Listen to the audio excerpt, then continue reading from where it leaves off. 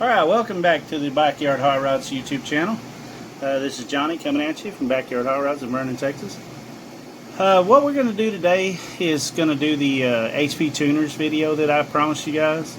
I don't have enough done on the shop truck to really make a video on it yet, so we got to do this anyway. Thought I'd go ahead and make you guys a video of how we're going to do it. This is a stock engine. There's nothing modified about it except for the headers that are on it. It's not that big a deal. So what we're going to do today is I'm just going to show you guys how to get it to start and run without any check engine lights on. So let's go ahead and get started. Where we're going to start is we're going to read the PCM. So that's this little icon right here. It's kind of hard to see with my mouse. You can see it highlighted there now. We're going to click on that, and then we're going to scroll down here, right here where it says read. And so far it doesn't have any vehicle information or anything like that, so we're going to go ahead and read it. And it'll pull up your vehicle information right in here. I don't know if you guys can see my mouse, but it's a 2002 Silverado 1500 5.3. It's got the original VIN and all that stuff. So this is going to take a couple of minutes. I'm going to go ahead and pause it. When this is done, it'll bring up another menu to save it, and I'll show you where we're at from there. I'm going to go ahead and pause it for now because this is kind of boring. Okay, so it's almost done here. What we're going to do is wait on it to load, and then it's going to pop another screen up. And bam. So what we're going to do here, this is where we want to save the file. So we're going to name it. We're going to just name it Shop Truck. Oops, what happened? Shop Truck Stock Tune. I must have already saved it. Anyway, we're going to save it. Yes, I do want to replace it. Okay, so the next thing we're going to do, because one of the first things we want to do to make it start and run and no check engine light is turn off any unnecessary stuff. Keep the check engine light coming off. So I don't know if you can see my mouse there, but you can see this little box of highlights. It's called Engine Diag. We're going to go to this one, and then we're going to scroll down to the stuff that we don't need. So any emissions related stuff, any of the rear O2 sensor stuff, any of the catalyst system stuff, we're going to delete all of that stuff out. We don't need it. We're not going to put cats on this truck. Anything 84 and newer has to have converters, but 83 and older does not. So this falls in that category. So this truck's old enough to where it doesn't need, I know it looks newer than what it is, but it's not. So it's old enough where it doesn't need converters, so we're going to delete them out. So all this stuff here so far we need. So we're going to scroll down here to the O2 sensor circuits, and we're going to go find any of your sensor 1 stuff. We want to keep it. Any sensor 2 stuff, we want to go ahead and delete it. So the first thing we do is we uncheck the little box, and then we go over here to MIL on second error. What we want to do is delete this. We're going to go down here to no error reporting. So that essentially turns it off. That's completely turned off. It won't send a check engine light. It won't send a code. It's like it's not there. So that's what we want to do. So here we go. We're going to do this on all of them. All of them related to sensor 2. Alright, and then sensor 3, it's already unchecked and no error reported, so we're going to leave that alone. Okay, here's bank 2 sensor 1. So we're going to leave that alone. We need that sensor. We're going to scroll all the way down until we see sensor 2, bank 2 sensor 2. So we're going to uncheck all these boxes, and then we're going to go ahead and no error reported. Just like so. I guess I'm trying to do this too fast for you guys, and I'm making mistakes here. Anyway, alright, and so we're going to scroll down to anything else that's not needed. We need a bunch of this stuff. System 2 lean, system 2 rich. We need all that stuff. Fuel pump primary circuit. random misfire. We're going to need all this stuff here. Ignition, we need all the ignition. EGR. If the truck was originally equipped with EGR, which this one was not, all this stuff would have been checked. All these boxes here would have been checked.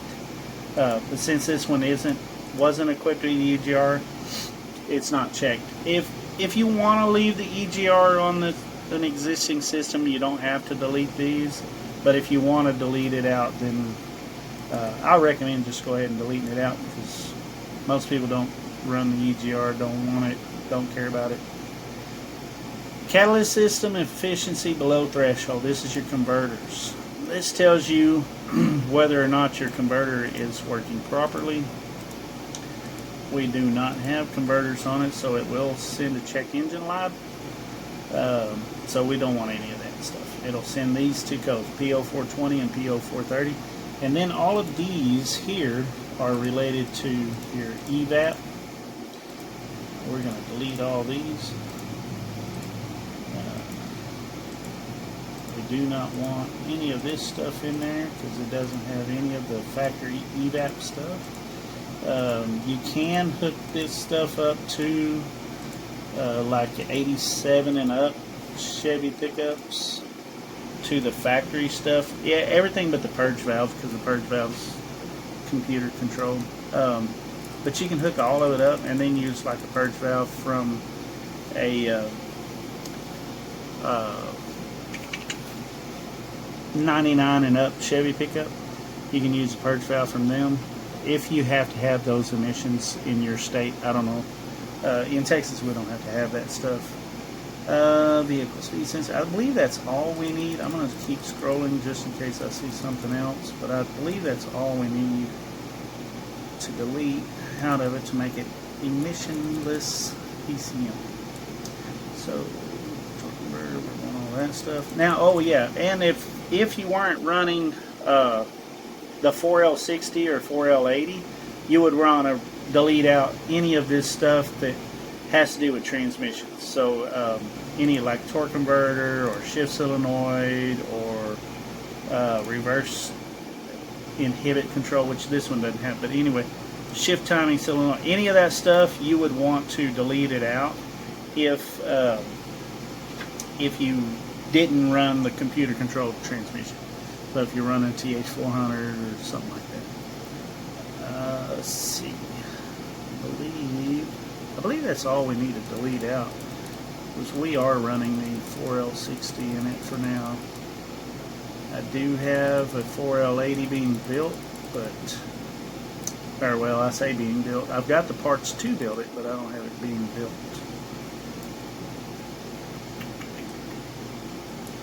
So yeah, okay, so that's all we need to do there. Then we're going to go over here to system. We're going to go over here, click system.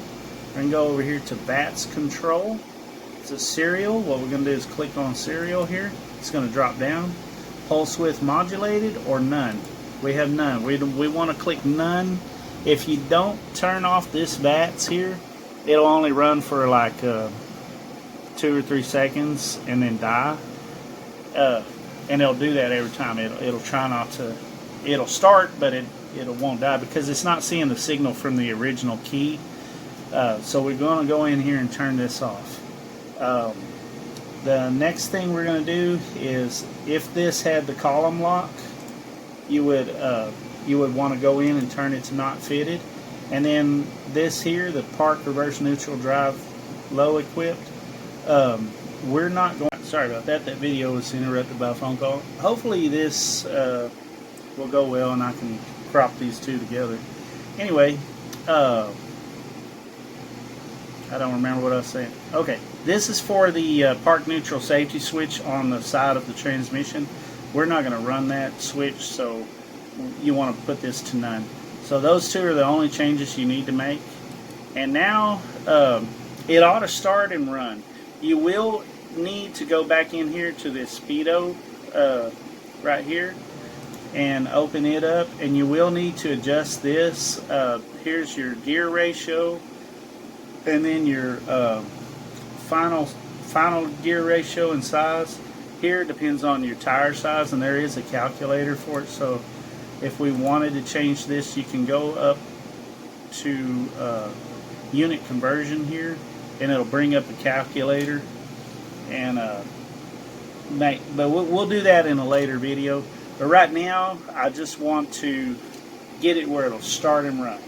So that's all we want to do. So now we want to go and save this file, and it's going to ask you if you want to license it. If you've already licensed it, this will not show up, but if you want to license it, you want to go ahead and license it.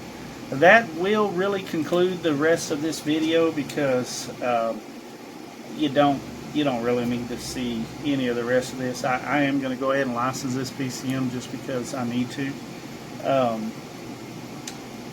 But now I can save it and all. So now what I'll do next is up here to this right vehicle icon. I don't know if you can see it in the video, but right there, this little looks like a computer chip with a red arrow going down. We want to click on that, and then we're going to show. I thought I already licensed it. We're gonna go ahead and license it. Am I sure? Yes. And now it's going to want to write it. Now, what we don't have to write entire, because we're only changing a few of the operating systems. Let me correct that. We're not changing any of the operating system. We're just changing a few of the parameters. So we just want to write calibration. We can go into write entire or write VIN and tuner lock and all that stuff. I don't usually tuner lock these things, just because someone else down the road may want to unlock it, or tune it or do something else like that. So I don't usually tuner lock them. So now this is going to take, it says only 17 seconds. So since I'm not writing entire, it's only going to take a few seconds. It should write it all, and then I can go plug it back into the truck and fire it right up. But I don't have fuel system on it and stuff like that, so we're not ready there. Right calibration, and it should show and say it's complete. Right completed right there. So we're going to go to close. We're going to close this file. Tune has changed. Do you want to save the changes? I'm going to say yes, because it is still a stock tune. All we did was deleted bats and stuff. I'm not going to put that in there. So it is a stock tune. We do want to update that file, and there we go. Alright, now so what I'm going to do now is I'm going to go ahead and just go out here and kind of show you some images of the truck and what we have done. So give me just a second. Okay, you have to excuse the mess, but it's a little hard to see because it's dark out here and I don't have any lights on. But we do have the 6.0 that we're going to use installed. This is kind of a high mileage 6.0, but it doesn't smoke. It runs good. I got some of the wiring done here. I don't have it finished, so it's pretty janky looking, kind of a rat's nest. What we did was we used one of these cheap little fuse blocks from Napa. You can't see that. You guys are not going to be able to see that. So I'll make an updated video with all that stuff in there. So anyway, got the engine installed. I do not have the transmission ready, so it's not installed. The old dummy transmission is mounted up to it for now.